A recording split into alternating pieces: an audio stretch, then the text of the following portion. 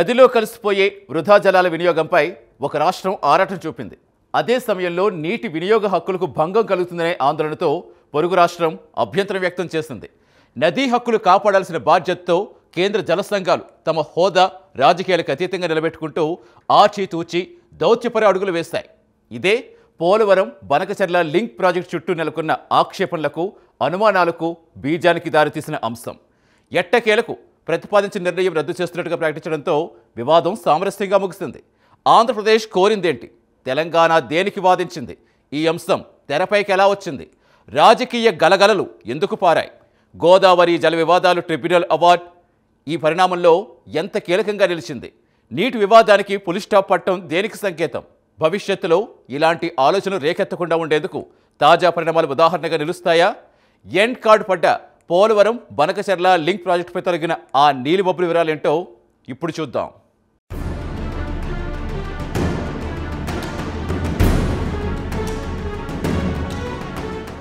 ఆంధ్రప్రదేశ్, తెలంగాణ రాష్ట్రాల మధ్య నెలలుగా సాగుతున్న నీటి వివాదం ఓ కొలిక్కి వచ్చింది. Polavaram Banakacherla link project DPR టెండర్ల రద్దు చేసుకుంది. ప్రధానంగా తెలంగాణ రాష్ట్రం నుండి వచ్చిన తీవ్ర అభ్యంతరాల కారణంగా జరిగింది. ఈ ప్రాజెక్టు ఆంధ్రప్రదేశ్ పునర్వ్యవస్థీకరణ చట్టం 2014 నిబంధనలకు, అలాగే గోదావరి జల వివాదాల ట్రిబ్యునల్ అవార్డుకు విరుద్ధమని తెలంగాణ ఆరోపించింది. అదనంగా 200 TMCల గోదావరి జలాలను కృష్ణా బేసిన్కు మళ్లించడం వల్ల తమ రాష్ట్రంలోని ప్రాజెక్టులకు నీటి లభ్యత తగ్గుతుందని, ముంపు ప్రమాదం కూడా ఉందని తెలంగాణ గట్టిగా వాదించింది. ఈ అభ్యంతరాల తీవ్రత కేంద్ర సంస్థలైన పోలవరం ప్రాజెక్టు అథారిటీ, కేంద్ర జల సంఘం పరిశీలన కారణంగా ఏపీ ప్రభుత్వం టెండర్ల ప్రక్రియను రద్దు చేయడంతో వ్యవహారం ఇంతటితో ఫుల్ స్టాప్ పడింది.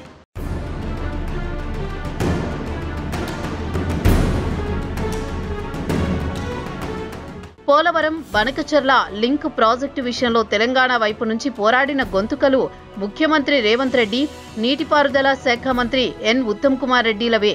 కేవలం ఆరోపణలకు పరిమితం కాకుండా ఈ ప్రాజెక్టు చట్టాన్ని ఉల్లంఘిస్తోందని, తెలంగాణ ప్రయోజనాలకు విరుద్ధమని ముఖ్యమంత్రి రేవంత్ రెడ్డి బలంగా ప్రకటిస్తూ కేంద్ర జలశక్తి శాఖ మంత్రికి, కార్యదర్శికి వ్యక్తిగతంగా ఈ అంశంపై ఫిర్యాదు చేశారు.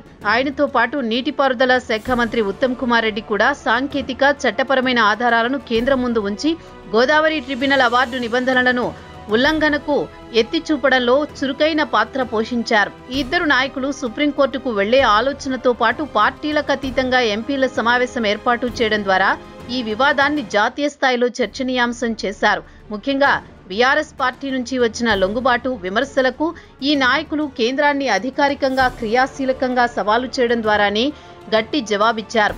ఈ కీలక నాయకుల సమిష్టి పోరాటం, పట్టుదల చివరికి కేంద్ర సంస్థలైన కేంద్ర జల సంఘం, పోలవరం ప్రాజెక్టు అథారిటీలను ప్రభావితం చేసి ఆంధ్రప్రదేశ్ ప్రభుత్వం DPR టెండర్లను రద్దు చేయడానికి కారణమైంది.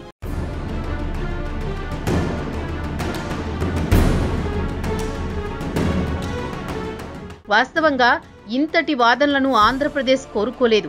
కేవలం గోదావరి నదిలో కలిసిపోయే వృధా నీటి కోసమే అక్కడి ప్రభుత్వం ఆరాటం. ప్రధానంగా పోలవరం బనకచర్ల లింక్ ప్రాజెక్టు యొక్క సాంకేతిక అంశాలు గోదావరి వరద జలాల మళ్లింపు, వాటిని కృష్ణా బేసిన్కు చేరవేయడంపై ఆధారపడి ఉన్నాయి. ఈ ప్రతిపాదన ప్రకారం పోలవరం ప్రాజెక్టు ఎడమ కాలువ చివరన ఉన్న ప్రాంతం నుండి 200 TMCల వరకు అదనపు గోదావరి జలాలను గ్రావిటీ ద్వారా మళ్లించేందుకు ప్రణాళిక రూపొందించారు. ఈ మళ్లించిన నీటిని ఇప్పటికే ఉన్న కృష్ణా, పెన్నా అనుసంధాన కాలువ ద్వారా లేదా కొత్త కాలువల ద్వారా బనకచర్ల క్రాస్ రెగ్యులేటరీ వరకు తరలించాల్సి ఉంటుంది. అక్కడి నుండి ఈ జలాలు శ్రీశైలం కుడి కాలువ, తెలుగు గంగా వంటి కృష్ణా బేసిన్లోని ప్రాజెక్టులకు మళ్లింపునకు వీలు అవుతాయి. ఈ సాంకేతిక రూపకల్పన ప్రధానంగా గోదావరిలో సెప్టెంబర్ నుండి నవంబర్ వరకు లభించే మిగులు వరద జలాలను వినియోగించుకోవడానికి ఉద్దేశించబడినది.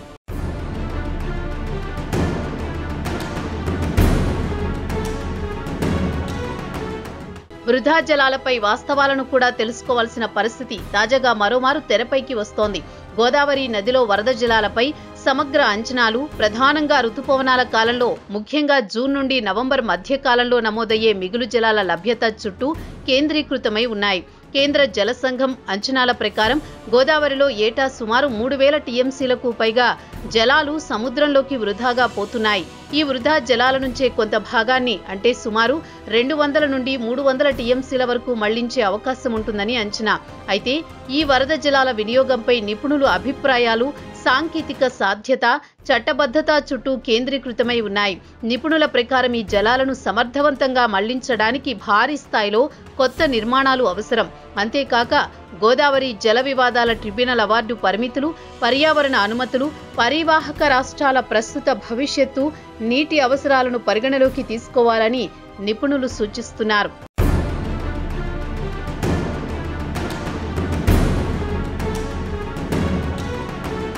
అవసరాలే రాజకీయాలకు కారణంగా మారుతుంటాయి. ఈ కోణంలోనే సాగిన పోలవరం బనకచెర్ల లింక్ వివాదంలో ఆంధ్రప్రదేశ్, తెలంగాణ ప్రభుత్వాలు తమ రాష్ట్ర ప్రయోజనాలను కాపాడుకోవడానికి గట్టిగా ప్రయత్నించాయి.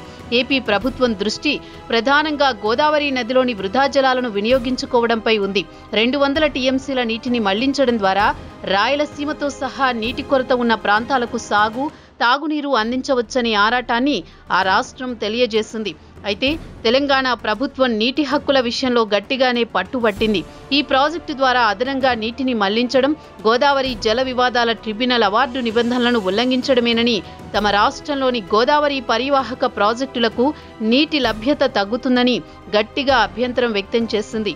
ఈ విధంగా రెండు రాష్ట్రాలు ఒకరు వృధా నీటి వినియోగం కోసం, మరొకరు హక్కుల రక్షణ కోసం పట్టుబట్టడంతోనే ఈ వివాదం కేంద్ర సంస్థల జోక్యం వరకు వెళ్లింది.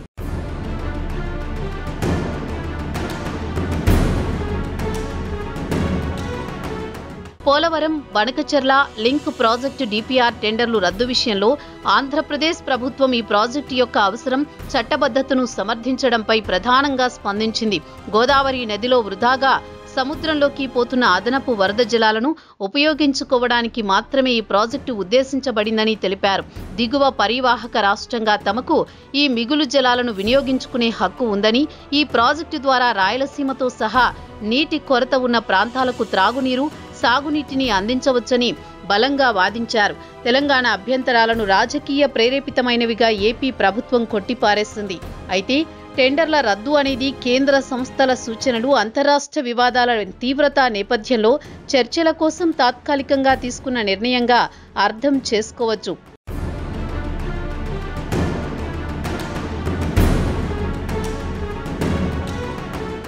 సమస్యలు వచ్చినప్పుడే సంబంధిత అంశాలు వెలుగులోకి వస్తూ ఉంటాయి. ఏపీ ప్రభుత్వం తీసుకున్న నిర్ణయంపై తెలంగాణ చట్టంలోని అంశాలను వెతికేలా చేసింది. దీంతో పోలవరం బనకచెర్ల లింక్ ప్రాజెక్టు విషయంలో తెలంగాణ ప్రభుత్వం కేంద్ర సంస్థలకు రాసిన అభ్యంతర లేఖలలో ముఖ్యంగా 3 అంశాలను లేవనెత్తింది. మొదటిది, ఈ ప్రాజెక్టు గోదావరి జల వివాదాల ట్రిబ్యునల్ అవార్డు నిబంధనలకు విరుద్ధమని స్పష్టం చేసింది. పోలవరం అనుమతులు 80 టీఎంసీలకు మాత్రమే పరిమితమని, కానీ బనకచెర్ల లింక్ ద్వారా అదనంగా 200 టీఎంసీల గోదావరి జలాలను పెన్నా బేసిన్ వంటి నాన్ బేసిన్ ప్రాంతాలకు మళ్లించడానికి ఏపీ ప్రయత్నిస్తోందని ఆరోపించింది.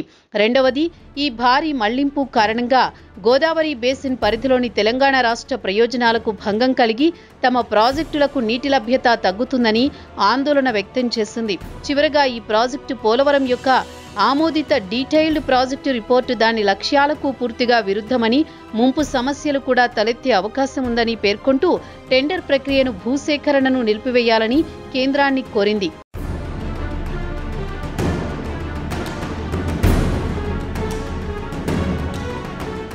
పోలవరం బనకచెర్ల లింక్ ప్రాజెక్టు వివాదంలో ప్రధానంగా 3 కీలకమైన చట్టపరమైన అంశాలు ఇమిడి ఉన్నాయి. మొదటిది, గోదావరి జల వివాదాల ట్రిబ్యునల్ అవార్డు ఉల్లంఘన ఆరోపణ. ఈ అవార్డు ప్రకారం మిగులు జలాలను మళ్లించాలంటే గోదావరి పరివాహక రాష్ట్రాల సమ్మతి తప్పనిసరి. పోలవరంకు అనుమతి 80 టీఎంసీలకు మాత్రమే పరిమితం కాగా అదనంగా 200 టీఎంసీలను మళ్లించాలనే ప్రతిపాదన ఈ అవార్డు నిబంధనలకు విరుద్ధమని తెలంగాణ వాదించింది. రెండవది, ఆంధ్రప్రదేశ్ పునర్వ్యవస్థీకరణ చట్టం 2014లోని నిబంధనల అతిక్రమణ. కొత్త రాష్ట్ర ప్రాజెక్టులకు సంబంధించిన అనుమతులను apex council, Krishna river management board, కేంద్ర జల సంఘం నుండి తప్పనిసరిగా తీసుకోవాలి. మూడవది, అంతర్రాష్ట్ర జల వివాదాలకు సంబంధించిన చట్టాల ప్రకారం వివాదం పరిష్కారం కానప్పుడు నీటి పంపిణీలో న్యాయమైన, సమానమైన హక్కులను కల్పించే బాధ్యత కేంద్ర ప్రభుత్వంపై ఉంది.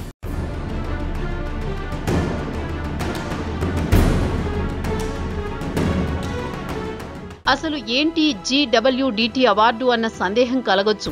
ప్రస్తుతం తెలుగు రాష్ట్రాల్లో నెలకొన్న నీటి వివాదం పరిష్కారంలో ఈ అవార్డు కీలకంగా పనిచేసింది. గోదావరి జల వివాదాల ట్రిబ్యునల్ అవార్డు గోదావరి నదీ జలాల పంపిణీపై పరివాహక రాష్ట్రాల మధ్య తలెత్తిన వివాదాల పరిష్కారం కోసం అంతర్రాష్ట్ర జల వివాదాల చట్టం 1956 ప్రకారం కేంద్ర ప్రభుత్వం 1968 ఏప్రిల్లో ఏర్పాటు చేసింది.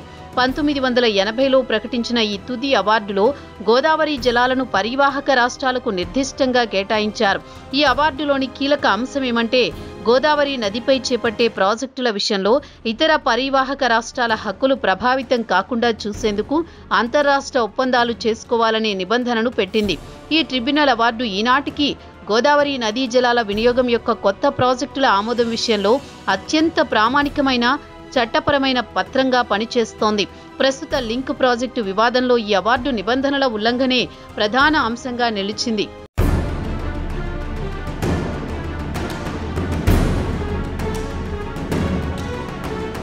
ఆయా రాష్ట్రాలు స్వప్రయోజనాల కోసం ఆతృత పడడంలో ఆశ్చర్యమేమీ ఉండదు. కానీ కొన్ని సందర్భాల్లో తీసుకున్న నిర్ణయాలు వివాదంగా మారుతూ ఉంటాయి.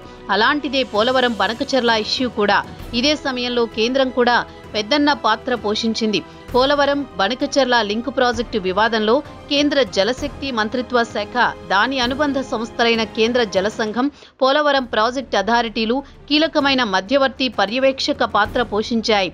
తెలంగాణ అభ్యంతరాల మేరకు ఈ కేంద్ర సంస్థలు ప్రాజెక్టు ప్రతిపాదనను సాంకేతికంగా చట్టపరంగా లోతుగా పరిశీలించాయి. ముఖ్యంగా CWC, PPAలు పోలవరం ప్రాజెక్టు ఆమోదిత DPR, గోదావరి జల వివాదాల ట్రిబ్యునల్ అవార్డు పరిధిని దృష్టిలో ఉంచుకుని ఈ కొత్త లింక్ ప్రాజెక్టుపై పలు సాంకేతిక అభ్యంతరాలు లేవనెత్తాయి.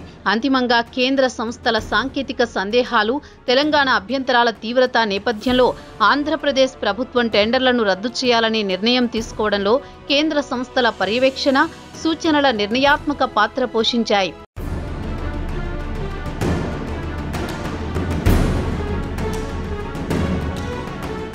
రాజకీయాల్లో అవకాశాలెప్పుడు దొరుకుతాయా అని విపక్షాలు ఎదురు చూస్తూ ఉంటాయి.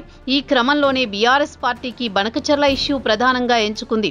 ఇక పోలవరం బనకచెర్ల లింక్ ప్రాజెక్టు విషయంలో బీఆర్ఎస్ పార్టీ తొలి నుంచి చంద్రబాబు ప్రభుత్వానికి, రేవంత్ రెడ్డి ప్రభుత్వంతో లొంగిపోయిందని ఆరోపణలు చేసినప్పటికీ ఈ వివాదంలో తెలంగాణ ప్రభుత్వం యొక్క చట్టపరమైన పోరాటం, హక్కుల పరిరక్షణ వైఖరి ఆ విమర్శలకు గట్టి జవాబిచ్చింది. రేవంత్ రెడ్డి ప్రభుత్వం తమ పోరాటాన్ని గోదావరి నదిపై తమకు ఉన్న చట్టబద్ధమైన బాధ్యతలు, హక్కుల పరిరక్షణగా నిలబెట్టింది. కేంద్ర సంస్థలకు నిరంతరం అభ్యంతరం లేఖలు రాయడం లేదా ఆ అంశాన్ని కేంద్రం దృష్టికి తీసుకువెళ్లడంతో అంతిమంగా తెలంగాణ అభ్యంతరాల తీవ్రత, చట్టపరమైన పట్టు కారణంగానే ఆంధ్రప్రదేశ్ ప్రభుత్వం ఈ టెండర్లను రద్దు చేయాల్సి వచ్చింది.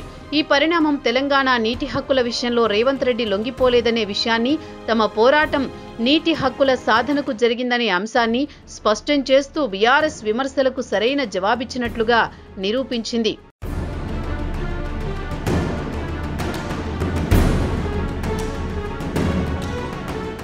ప్రభుత్వాలు వాస్తవాలను ఏనాటికైనా గుర్తించాల్సిందే. బనకచెర్ల విషయంలో కూడా కేంద్రం ఇదే పని తాను చేసింది. జలశక్తి మంత్రిత్వ శాఖ తీసుకున్న తదుపరి చర్యలు ప్రధానంగా నిలిచాయి. పర్యవేక్షణ, రాష్ట్రాల మధ్య సమన్వయాన్ని నెలకొల్పడంపై దృష్టి సారించేలా చేశాయి. టెండర్లను రద్దు చేసినప్పటికీ కేంద్ర మంత్రిత్వ శాఖ ఈ అంశాన్ని పరిశీలనలో ఉంచింది. కేంద్ర జల సంఘం ద్వారా ఆంధ్రప్రదేశ్ సమర్పించిన ఫ్రీ ఫీజిబిలిటీ నివేదికపై సాంకేతిక మూల్యాంకనం చేయిస్తున్నట్లు కేంద్రం రాజ్యసభలో కూడా ఇప్పటికే స్పష్టం చేసింది. అంతేకాక నిర్మాణం మొదలు కాలేదు కాబట్టి పనులు ఆపాలని ఆదేశించాల్సిన అవసరం లేదని తెలియజేసింది. దీంతో సమస్య పరిష్కారానికి ఇప్పుడు రూపమొచ్చింది.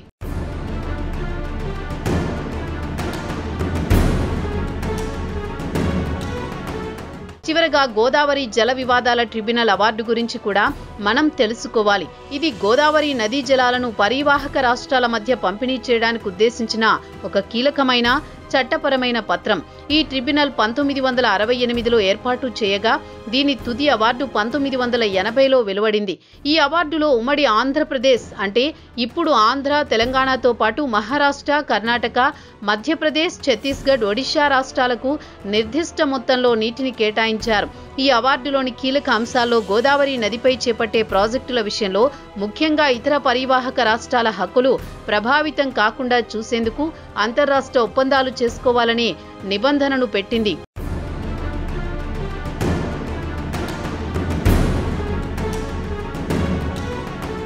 పోలవరం బనకచెర్ల లింక్ ప్రాజెక్టు వివాదం యొక్క ప్రస్తుత ప్రాధాన్యత అంతర్రాష్ట్ర జల వివాదాల నియంత్రణ, జాతీయ ప్రాజెక్టుల విస్తరణ పరిమితులను మరోసారి తెరపైకి తీసుకురావడంలో ఉంది. ఈ వివాదం కేవలం 2 రాష్ట్రాల నీటి అవసరాలకు సంబంధించినది మాత్రమే కాకుండా దేశంలోని అంతర్రాష్ట్ర నదీ జలాల పంపిణీకి సంబంధించిన చట్టాల నిబంధనల అమలు ఎంత పటిష్టంగా ఉండాలి అనే దానిపై కేంద్రాన్ని ఆలోచింపజేసింది.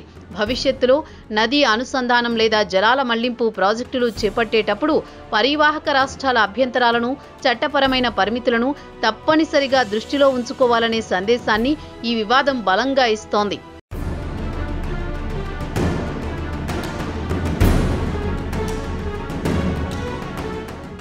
పోలవరం బనకచెర్ల లింక్ ప్రాజెక్టు రద్దు అనేది కేవలం DPR టెండర్ల రద్దు మాత్రమే కాదు. ఇది వృధా జలాల వినియోగం కోసం ఏపీ చూపిన ఆరాటం, నీటి హక్కుల పరిరక్షణ కోసం తెలంగాణ చేసిన పోరాటం, రాజకీయ విమర్శలకు చట్టపరమైన జవాబు, చివరకు చట్టబద్ధత, అంతర్రాష్ట్ర ఒప్పందాలు ఎంత బలంగా నిలబడ్డాయో చెప్పే నిదర్శనం. భవిష్యత్తులో నదీ జలాలు వినియోగించుకునే ప్రతి రాష్ట్రం కేవలం ఆరాటంతో కాకుండా చట్ట పరిధిలో పొరుగు రాష్ట్రాల ప్రయోజనాలు గౌరవిస్తూ ముందుకు సాగాలనే గట్టి సందేశాన్ని ఈ వివాదం భారత సమాజానికి పంపుతోంది.